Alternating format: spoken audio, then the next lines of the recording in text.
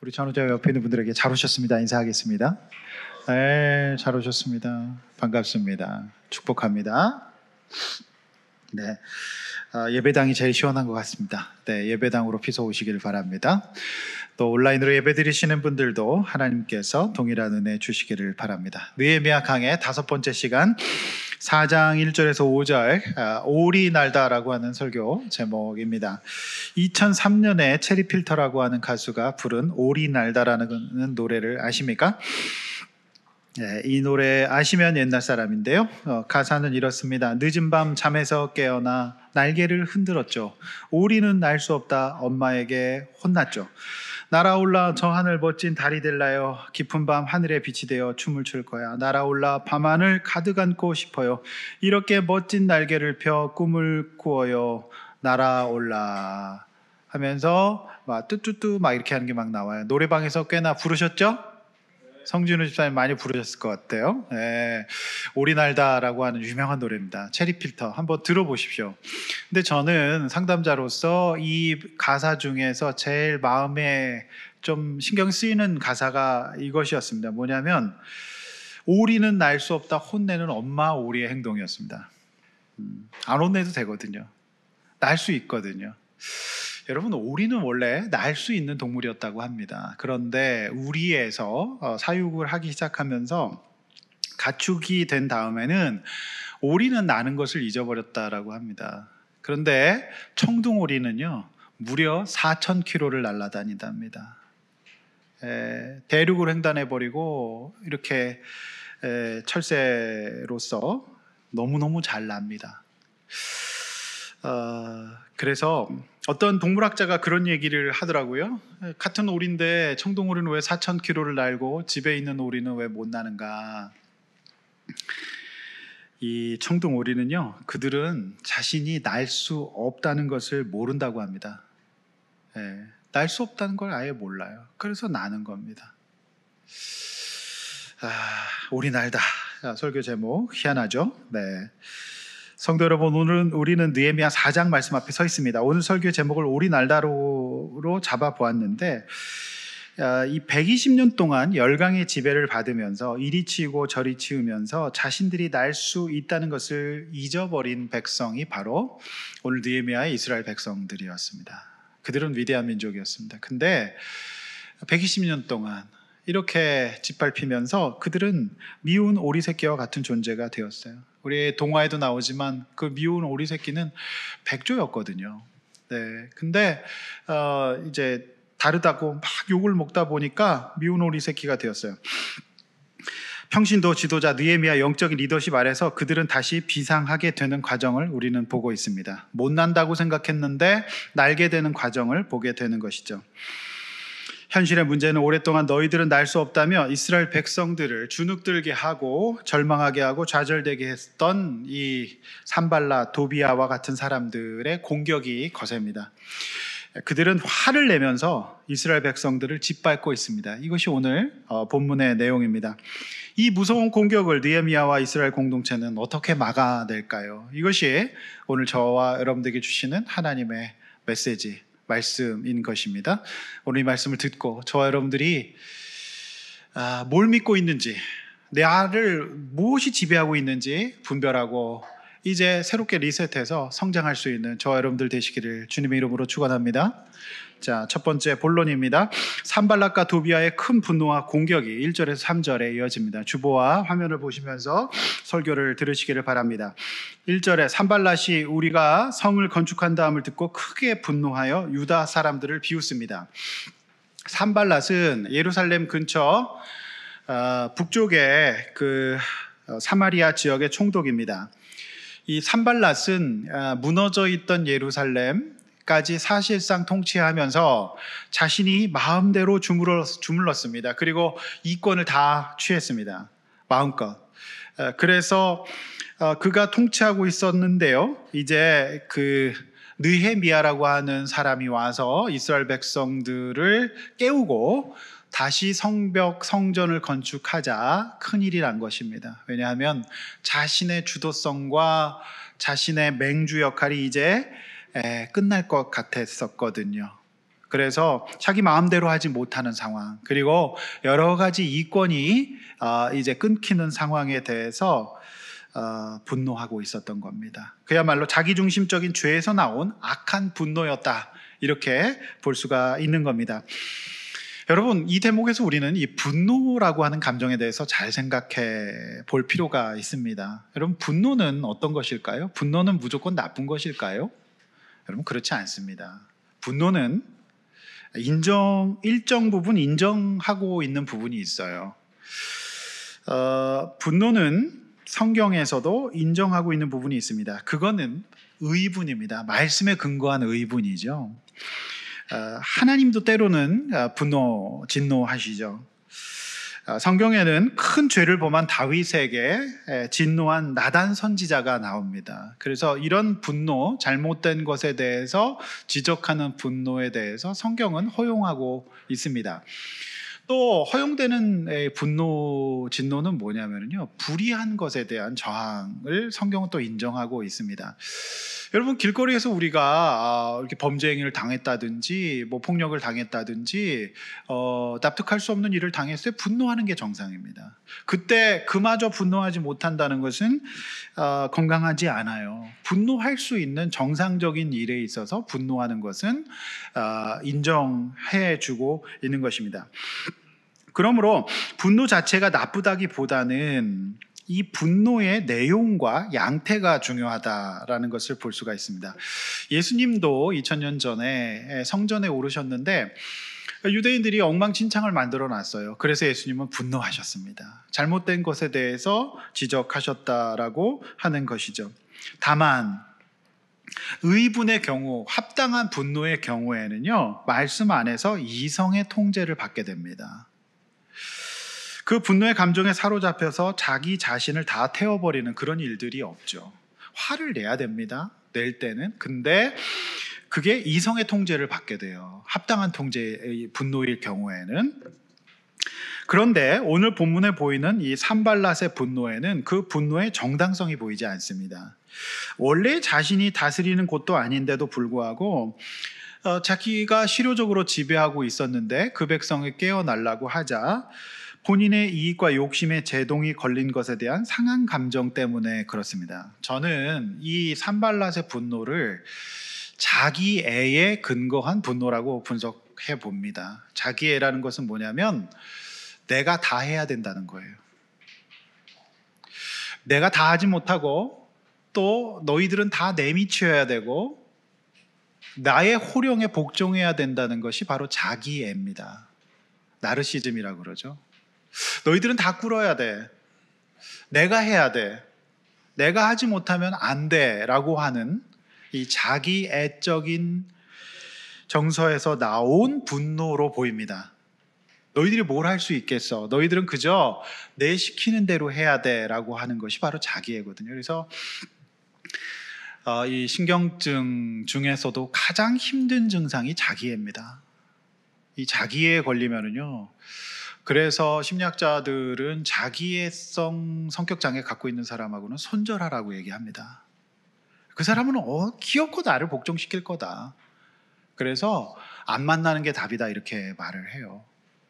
산발랏이 사실상 그런 모습이 보여요. 왜냐하면 자기가 지배하고 있었는데 예루살렘이 깨어나려고 하니까 너무 화가 나는 겁니다. 그래서 크게 분노하였다. 그래서 지금 통제가 안 되는 겁니다. 너무 화를 내는 거예요.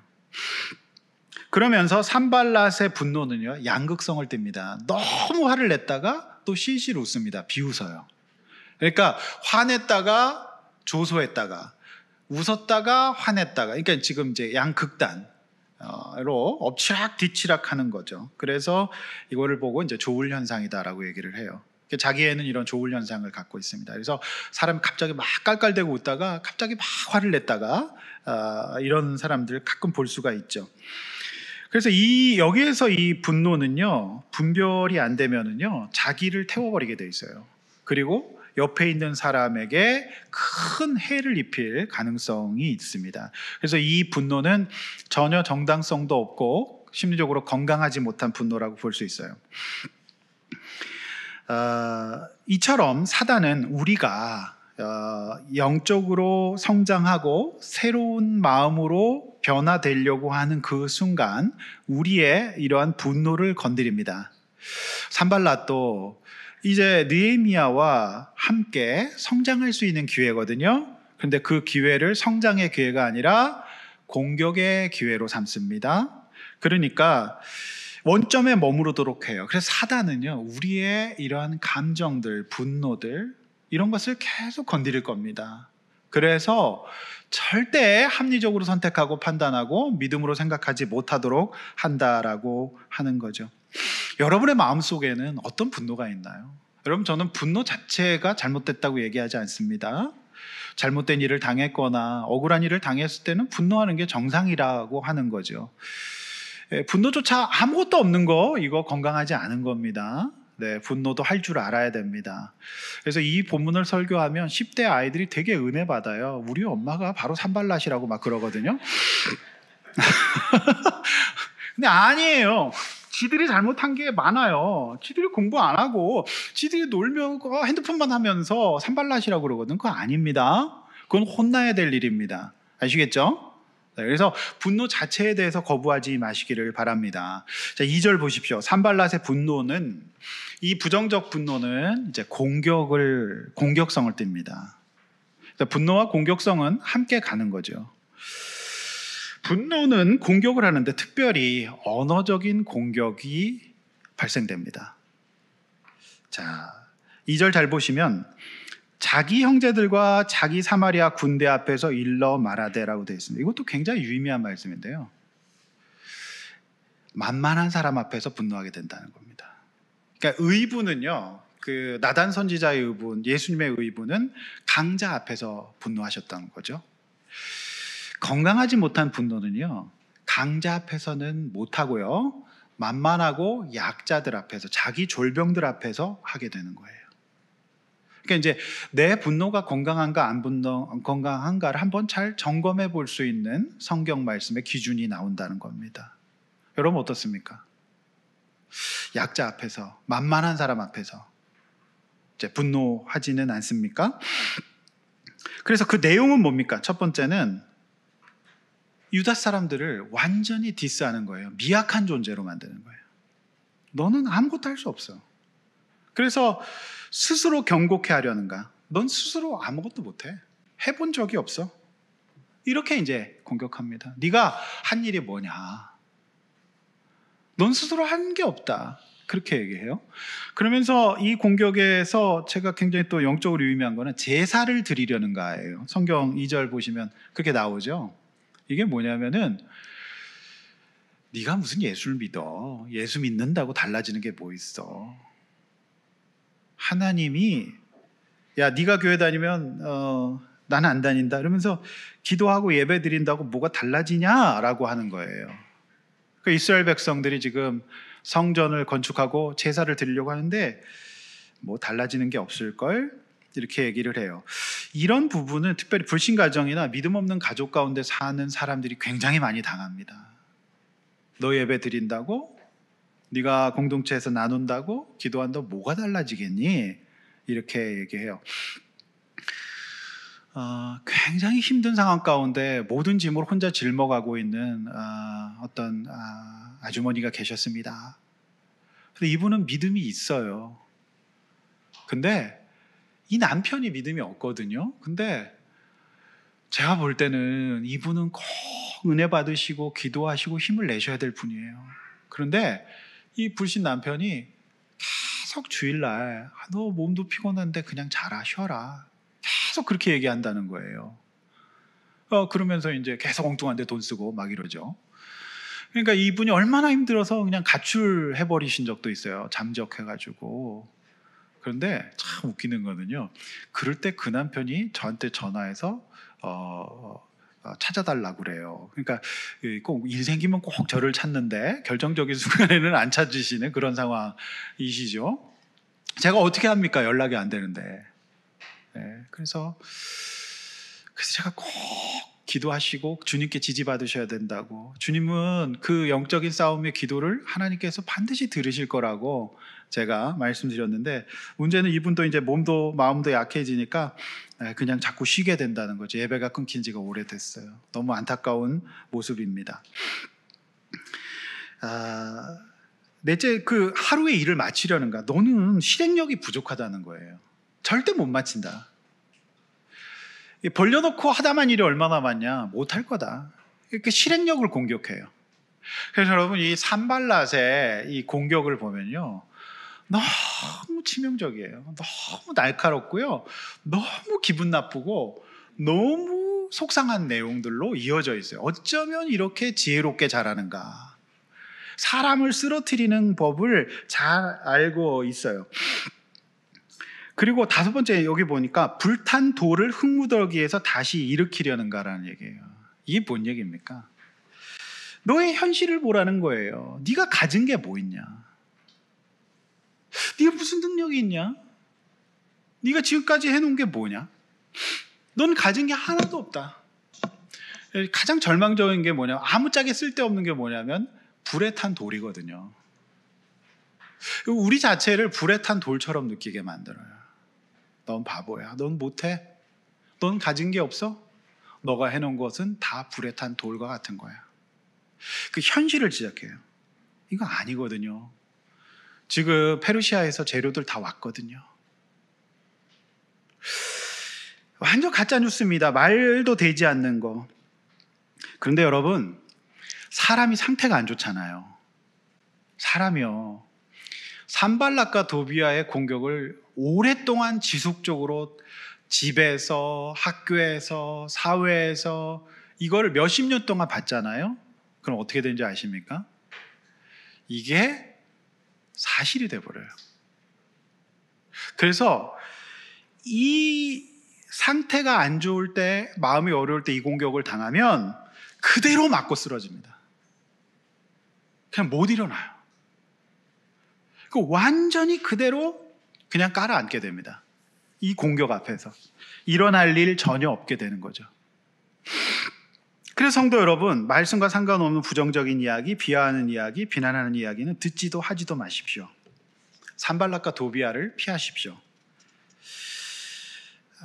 이걸 그냥 믿어버리게 돼요. 그래서 이게 사실상 나에게 완전한 기준이 되어버립니다. 그러니까 말씀을 믿는 게 아니에요. 이 산발랏과 도비아의 공격 내용을 내가 사실상 믿어버려서 나의 감정과 생각과 행동을 통제당하게 됩니다. 못해. 그러니까 이제 불안하고요, 번아웃이 오고, 그 다음에 분노가 일어나고 실수를 용납하지 못하게 되는 상황으로 빠져가게 될 것입니다. 여러분 어떠십니까? 전 참 마음이 아픈 게, 대한민국이라고 하는 세상은 너무 역사가 힘들었고 어렵고 아무것도 없는 세상이었어요. 사람은 많은데 자원은 없고 무너져 있었어요. 사실상 대한민국의 가정과 교육은 산발랏 도비아의 내용이었습니다. 못하면 바보고 저도 안 되고, 그리고 공부 못하면 10대 아이들은 다 죽어야 되는 세상, 이런 세상이에요. 이걸 그냥 믿어버리게 되는 거죠. 3절, 암몬 사람 도비아가는 곁에 있다가, 여러분 곁에 있다가에 한번 밑줄을 그어보십시오. 곁에 있다가. 저는 이게 참 속상해요. 곁에 있다가. 여러분 누구 곁에 있습니까? 산발랏이 정말 나쁜 사람인 것은 가만히 곁에 있는 사람을 무너뜨리는 사람이에요. 산발랏에게 곁을 내어주지 말았어야 됩니다. 도비아는 그 곁에 있으면 이렇게 됩니다. 이 산발랏의 분노와 자기에 기반한 부정정서가 도비아에게 전이 됩니다. 근데 이 전이 될 때 그 강도는 곱하기 2가 돼요. 강해진다는 얘기입니다. 그래서 어떤 학자가 그런 얘기를 했어요. 이 전이라고 하는 증상을 이렇게 설명하더군요. 옛날에 동네에 강아지 한 마리가 있습니다. 근데 그 개가 조용한 저녁에 짖습니다. 그러면 어떻게 되죠? 온 동네 개가 다 짖어요. 그게 바로 전이다라고 설명하더군요. 이유 없이 짓게 돼요. 더 크게 짓습니다. 그게 전이에요. 산발랏 곁에 있으면 산발랏 곁에서 도비아에게 그 강력한 공격이 전이 됩니다. 그래서 도비아가 이런 말을 하죠. 3절에 뭐라고 얘기하죠? 그들이 건축하는 돌성벽은 여우가 올라가도 곧 무너지리라. 여러분, 이를 두고 여러분, 돌에 어떻게 여우가 올라가도 무너집니까? 절대 안 무너집니다. 그래서 나중에 이제 다음 주에 보시겠지만은 이렇게 대처를 한 다음에 느헤미야가 현실적인 대처를 해가는데요. 이스라엘 백성들을 일부러 성벽 위에 올려서 시위해요. 안 무너진다 메롱 이렇게 하는 거죠. 안 무너져요. 그런데 여우가 올라가도 무너질 것이다 라는 말을 해요. 그러니까 산발랏에게 전이된 감정이 도비아에게 확장되고 있다는 것을 알 수 있죠.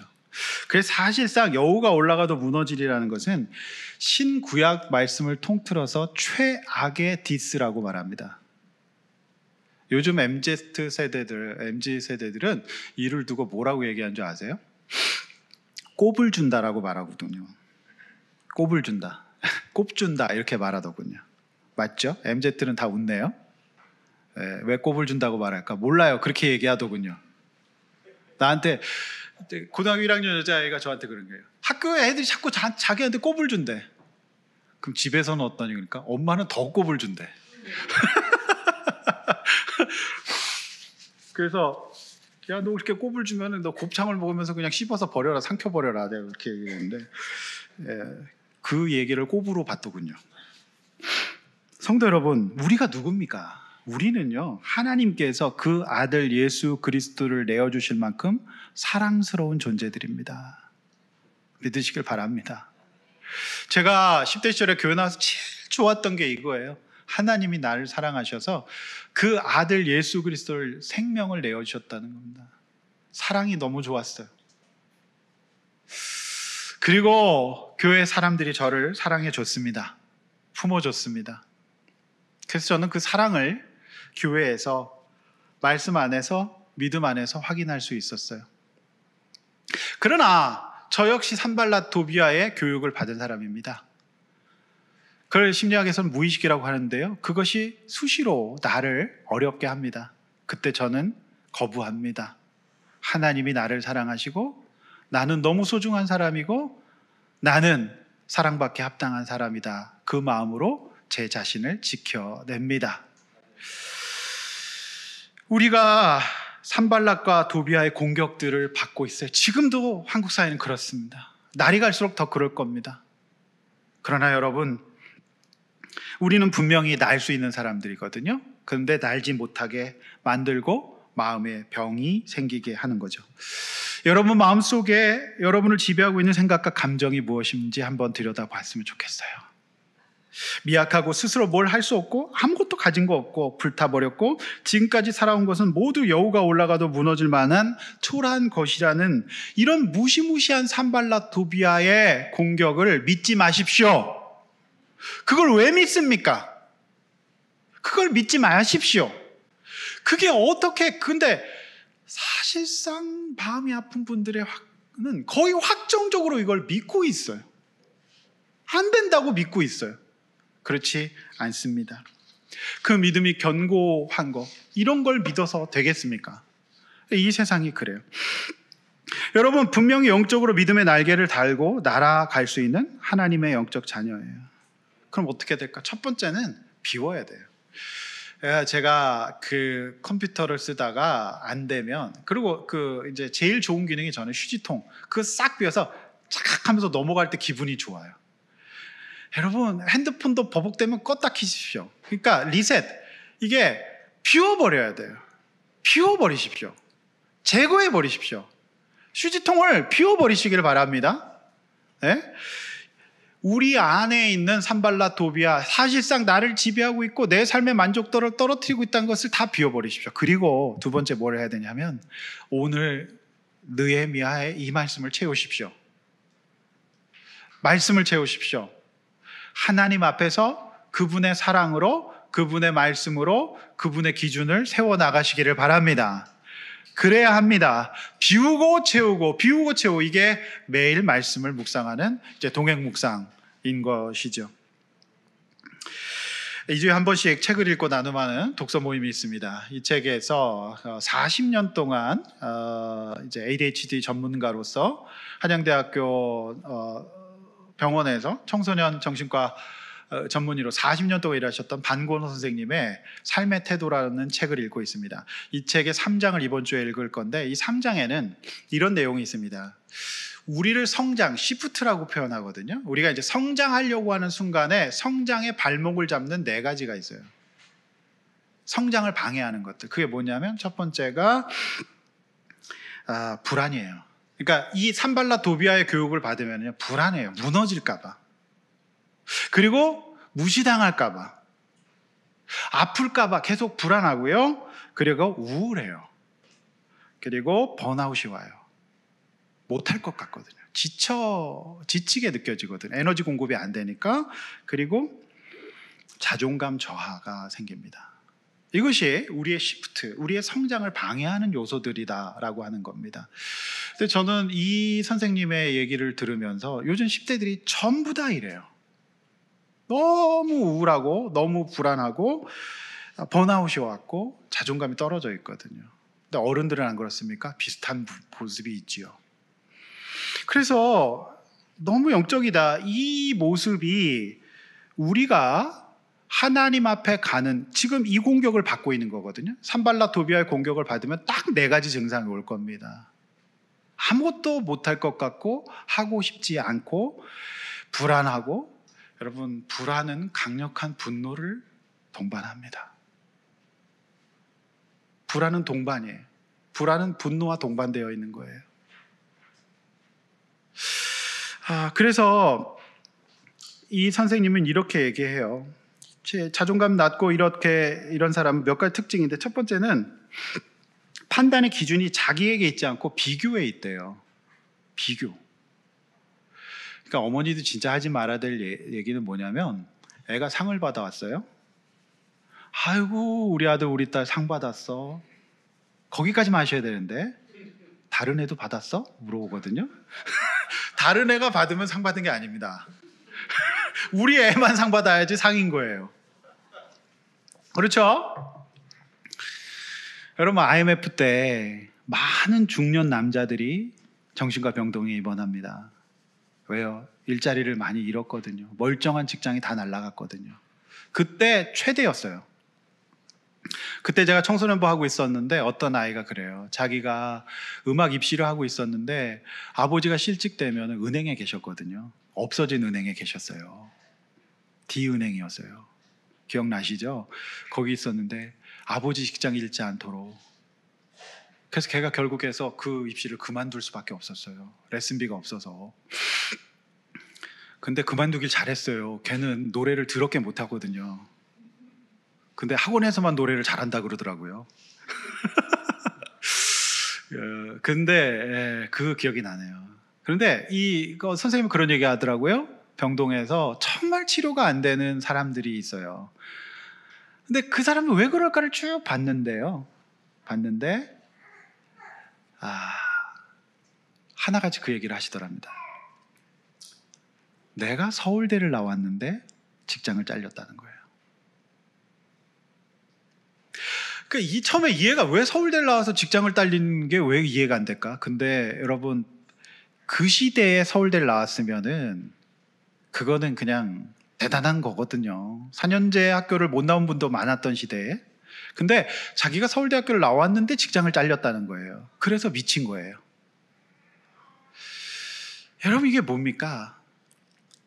늘 비교 가운데 자기가 승리했는데 비교의 거리가 없어진 겁니다. 여러분, 행복은 바깥에서 오면 안 됩니다. 비교해서 오는 거는 불행의 시작이에요. 행복은 속에서 와야 됩니다. 어디서 와야 됩니까? 하나님 앞에서 와야 됩니다.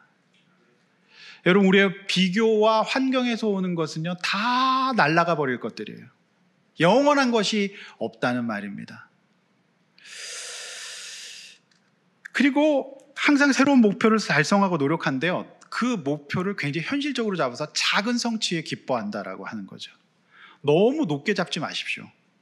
그리고 난관이나 실패를 만나도 회복이 빠르답니다.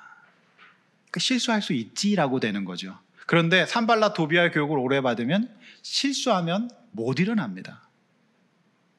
누구에게 뭔가 조금 부정적인 피드백을 들으면 분노에 떱니다. 견디지 못합니다.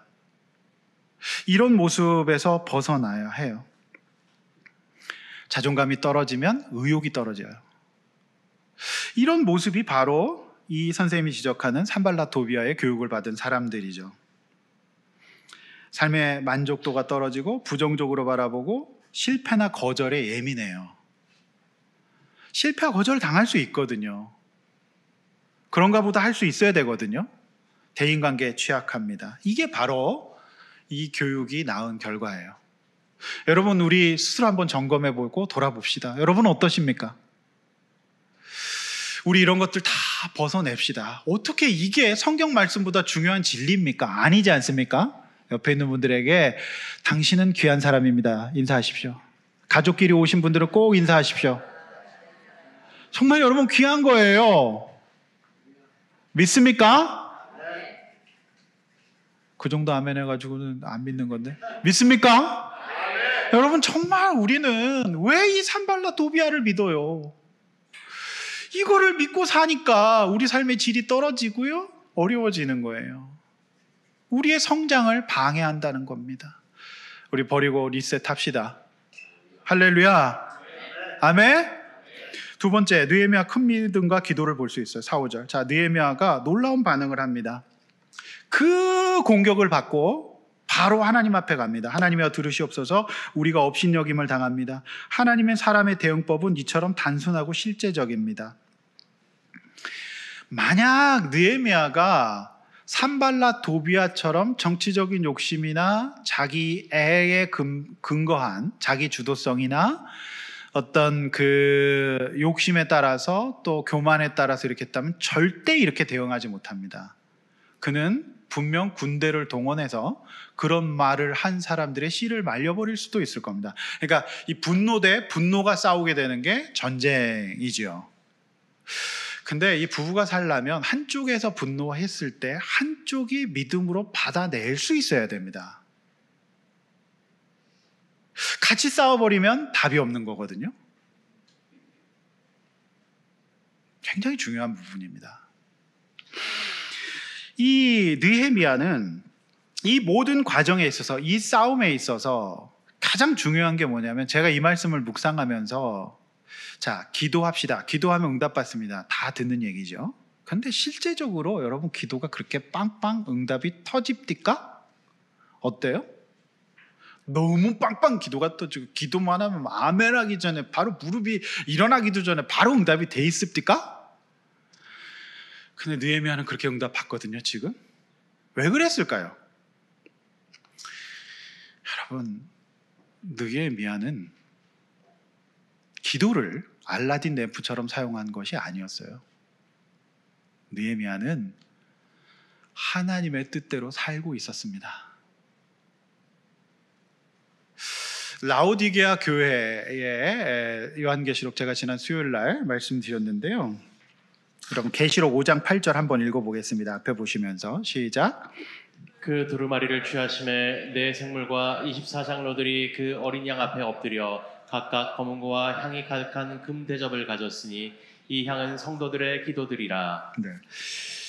그러니까 이제 하나님이 우리의 기도를 금 대접에 담으신다고 하거든요. 그러니까 느헤미야가 이때 기도했던 거는 다 금 대접에 담기는 향기가 되는 겁니다. 그래서 그리스도인은요, 기도가 향기라고 하는 겁니다. 기도를 많이 하나님 앞에서 그 뜻대로 대응하지 않고 기도하신 분들은 그 삶 자체가 향기가 나요. 그거는 다 느낄 수가 있는 겁니다. 여러분, 제가 개척한 지 7년 됐는데 얼마 전부터 전반기 하반기 나눠서 일주일씩 기도 시간을 가져요.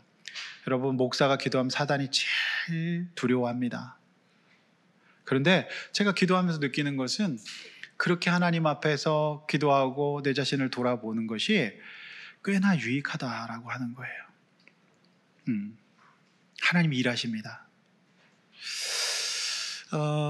기도는 여러분 소중한 겁니다. 근데 기도보다 더 중요한 내용은 우리가 하나님의 뜻대로 살고 있어야 돼요. 내가 하나님의 뜻대로 살지 않고 산발라 도비아처럼 살고 잔뜩 욕심 부리고 내 뜻대로 막 살아가면서 거기다가 그 욕심을 가속화시키는 차원의 기도는 그는 알라딘 램프예요. 그렇게 기도해서 안 됩니다.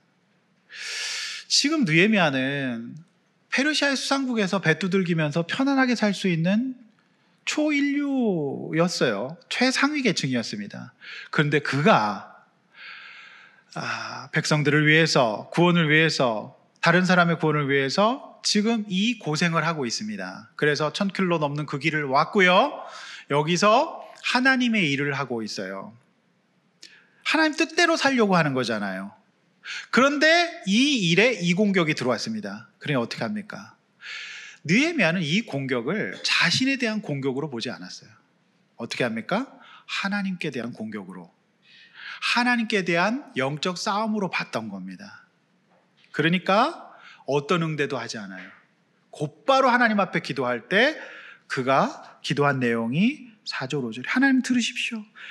하나님이 업신여김 당합니다. 이렇게 얘기할 수 있는 겁니다. 이렇게 얘기할 수 있었던 것은 그가 하나님 뜻대로 살고 있었기 때문이죠.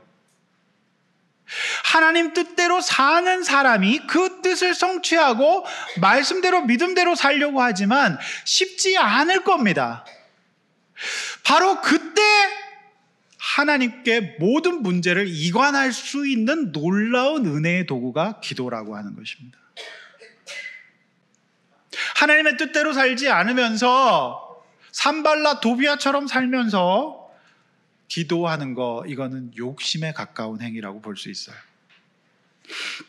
라오디게아 교회 교인들은요 굉장히 부자였어요. 제가 말씀 전했잖아요. 그래서 이 라오디게아 교회는 로마 정부로부터 자립된 재정을 갖고 있는 굉장히 부자 도시였어요. 그래서 어떤 일이 일어납니까? 그들이 교만하죠. 그래서 예수님이 뭐라고 말씀하세요? 내가 문 밖에 서서 두드린다라고 얘기해요. 그 얘기는 뭡니까? 라오디게아 교인들은요 워낙 부자라서 종들을 두고 살았어요. 종들을 바깥에서 세워놨던 겁니다. 그러니까 이 종들이 문을 두드린다는 거예요. 근데 놀랍게도 예수님이 문 밖에 서 계셔서 두드리시잖아요. 뭔 얘기입니까? 예수님을 종 취급했다는 얘기입니다. 그저 내가 시키는 거 해달라는 분으로 그렇게 대했다는 거죠. 성도 여러분, 더 중요한 것은 하나님 뜻대로 살아가야 하는 것입니다. 그리고 그 뜻에 합당하게 살아가면서 우리가 받는 공격, 산발라 도비아의 공격, 확장된 공격, 이런 것들을 내가 응대하는 것이 아니라 하나님 앞에 넘겨드리는 거예요. 결과는 승리죠. 행복이죠. 어떤 어려움도 없습니다. 그러므로 여러분 기도하십시오. 그러나 더 중요한 것은 내가 하나님 뜻 가운데 있어야 됩니다. 하나님 말씀 안에서, 믿음 안에서 있어야 됩니다. 그리고 기도하시기를 바랍니다. 동시에 기도도 하고 응전도 하시는 분들도 좀 계시거든요. 그러면 내가 나서는 만큼 하나님의 개입이 차단될 겁니다. 영적 싸움이라는 것을 아시고 승리하시기를 바랍니다. 할렐루야. 여러분, 여러분의 기도가 하나님의 뜻에 비추어서 문제가 없다면 그 기도는 곧바로 금대접에 담기는 향기로운 예물이 될 겁니다. 저는 목회 현장에서 또 상담 현장에서 많은 분들을 만나거든요. 볼 때마다 그래요. 진짜 저렇게 고생 안 하셔도 되는데. 그런데 이분의 기도를 하나님께서 응답하실 수밖에 없겠다라고 확신이 드는 분들이 계세요. 선한 싸움 싸우고 계시는 분들이에요. 구원을 위한 싸움을 싸우고 계시는 분들입니다. 내가 안 해도 되는데 자처하면서 그 영혼의 구원을 위해서 고생하시는 분들. 저는 확신 있게 위로드릴 수 있습니다. 하나님께서 반드시 응답하실 겁니다. 그 싸움은 여러분의 싸움이 아닙니다. 하나님의 싸움입니다. 하나님의 뜻을 쫓으십시오. 안 그러면 산발랏 도비아의 마음이 여러분을 사로잡게 될 겁니다. 무기력하고 우울하고 좌절될 것입니다. 그 상태가 아니라 하나님의 뜻을 쫓는 여러분 되시기를 바랍니다. 여러분, 오늘 말씀을 맺습니다. 사단의 공격은 분노로 자존감을 상하게 해요. 그러나 우리 하나님의 사람은 말씀대로 살면서 기도해야 합니다. 그러면 반드시 승리할 줄로 믿습니다. 여러분, 승리하십시오. 여러분, 믿고 있는 것들을 다시 리셋하십시다. 말씀대로 살아가십시오. 그래야 승리할 수 있습니다. 할렐루야. 네, 여러분, 주보에 간단한 검사지를 넣어드렸는데 여러분, 이 검사지 이 채점 방식이 조금 복잡해서 우리 목자님들이 파일을 다시 여러분들에게 드릴 겁니다. 그래서 여러분, 이거 한번 검사들 한번 해보시고 내가 얼마나 이 사단의 공격에 취약한지를 점검 한번 해보시길 바랍니다. 그래서 제가 목자님들에게 공유해드린 이 검사지를 사용해서 한번 또 체크해 보시고 나눠 보셨으면은 좋겠다는 생각이 듭니다. 여러분, 이 시간에 찬양하고 기도하겠습니다. 안개가 날 가리워.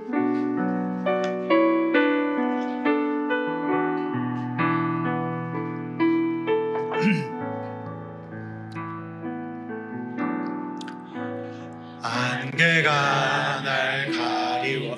내 믿음 흔들리려 할 때, 내 믿음 흔들리려 할 때, 나 주님께 나갑시다.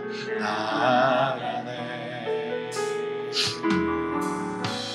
주님은 산 같아서 여전히 그 자리에 함께 계십니다.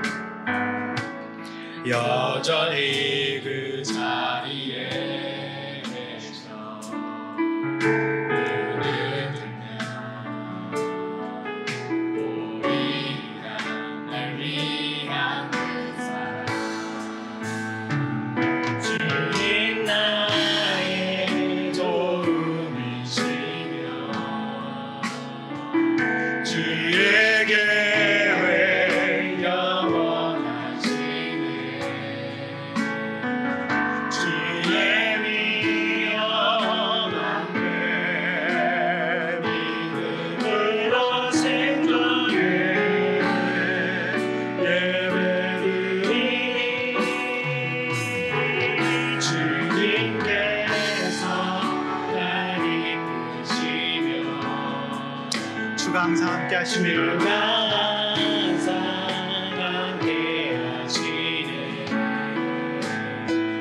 주의 사랑 안에 믿음으로 순종해 예배드리니 영원히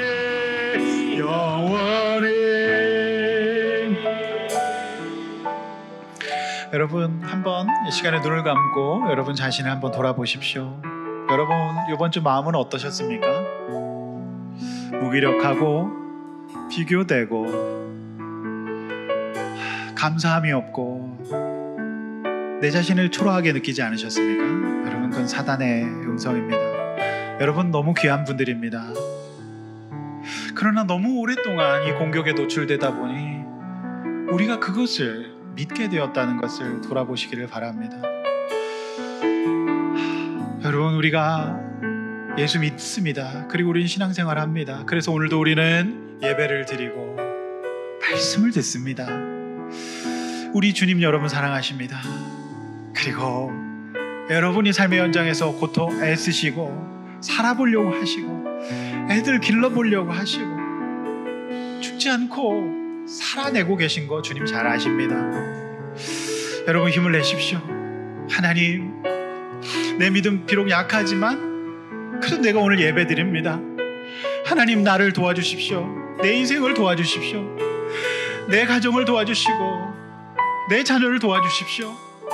기도하겠습니다. 다 함께 조용한 목소리로 기도하겠습니다.